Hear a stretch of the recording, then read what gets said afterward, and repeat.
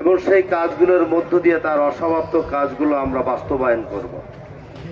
খালেদা জিয়া কেমন মানুষ ছিলেন, খালেদা জিয়া তার জীবনে কি করেছেন, খালেদা জিয়া কিভাবে মানুষের সাথে কথা বলতেন, খালেদা জিয়া তার ভাষার আচরণ কিরকম ছিল, সেটি ইতিমধ্যে বাংলাদেশের সকল মানুষ এবং প্রতিটা পরিবার অবগত আছে। শুধু দেশে নয়, বিদেশের মাটিতেও দেশনেত্রী বেগম খালেদা জিয়ার জন্য এমনিভাবে দোয়া মাহফিল হচ্ছে। তার আত্মার প্রতি শান্তির জন্য সারা মুসলিম বিশ্বে দোয়া অব্যাহত রয়েছে।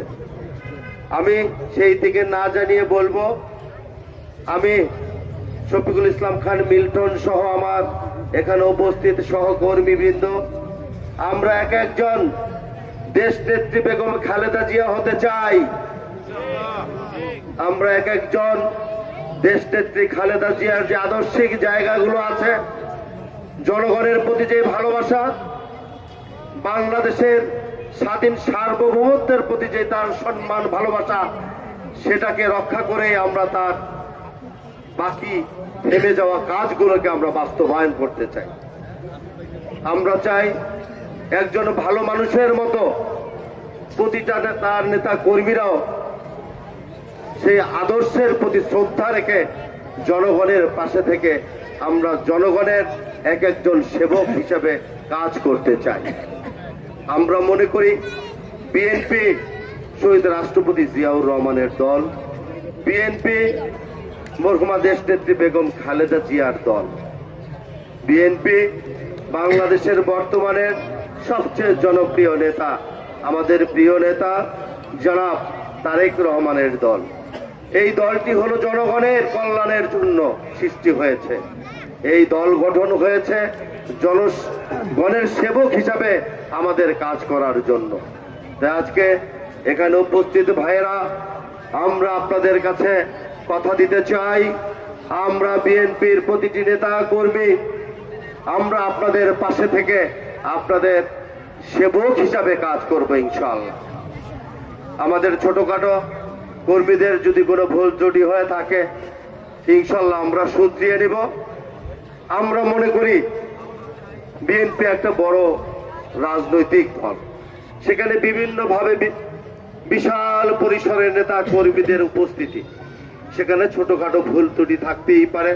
আমরা সেই ভুল ত্রুটি সকল কিছু মার্জনা করে আমরা আগামীর ঢাকা 15 আসনকে শান্তির 15 আসন উপহার দিতে চাই। আমরা চাই ঢাকা 15 আসনে সকল রাজনৈতিক দলের এবং তাদের নেতৃবৃন্দের সমন্বয়ে সামাজিকভাবে প্রতিটি ওয়ার্ডে ইউনিটে একটি স্থিতিশীল পরিবেশ আমরা গড়ে তুলব। আমরা জনকল্যাণে কাজ করব, আমরা বাংলাদেশের মুক্তিযোদ্ধাদের পক্ষে কাজ করব, আমরা এই দেশের স্বাধীন সার্বভৌমত্ব রক্ষার জন্য কাজ করব। এটি আমাদের নৈতিক দায়িত্ব। আমাদের প্রতিষ্ঠাতা চেয়ারম্যান শহীদ রাষ্ট্রপতি জিয়াউর রহমান বাংলাদেশের স্বাধীনতা ঘোষণা দিয়েছেন। এই বাংলাদেশে শুধু স্বাধীনতা ঘোষণা নয়, আমরা আমার প্রিয় নেতা শহীদ রাষ্ট্রপতি জিয়াউর রহমান এই বাংলাদেশকে স্বাধীন করতে গিয়ে নিজে অস্ত্র হাতে রণাঙ্গনে যুদ্ধ করেছেন। সেই কারণে বাংলাদেশের মাটি, বাংলাদেশের মানচিত্র বিএনপির প্রতিটি নেতা কর্মীর জন্য অত্যন্ত প্রয়োজনীয়। আমরা এই প্রয়োজনকে জনগণের মাঝে বিলিয়ে দিতে চাই। আমরা জনগণের কাছে নিয়ে জনগণের যে কোনো বিষয়ে বিএনপির কর্মীরা ঝাঁপিয়ে পড়বে ইনশাআল্লাহ। তাহলেই মনে করব আমাদের প্রিয় নেত্রী, যিনি বাংলাদেশের একজন অভিভাবক হিসাবে চিরবিদায় নিয়ে আমাদের কাছ থেকে চলে গেছে, তার আত্মায় শান্তি পাবে। আমরা তার আত্মার শান্তির জন্য তার জীবন দশায় যেই ভালো কাজগুলো থেমে রয়েছে, সেই থেমে থাকা কাজ থেকেই আমরা আবার নতুন করে সেই কাজগুলো শুরু করে বাস্তবে রূপ দেব ইনশাআল্লাহ। পরিশেষে যারা শীতের মধ্যে এখানে উপস্থিত হয়েছেন, আমি ঢাকা 15 আসনের বিএনপির মনোনীত প্রার্থী হিসেবে, আপনাদের এলাকার সন্তান হিসাবে, আপনাদের এলাকার বন্ধু ভাই ছেলে হিসাবে আপনাদের প্রতি চির কৃতজ্ঞ থাকবো। এবং যারা আমাদের পিছনে অত্র অঞ্চলের মা বোনেরা উপস্থিত আছেন পর্দার আড়ালে, আপনাদেরকেও ধন্যবাদ এবং কৃতজ্ঞতা জ্ঞাপন করছি।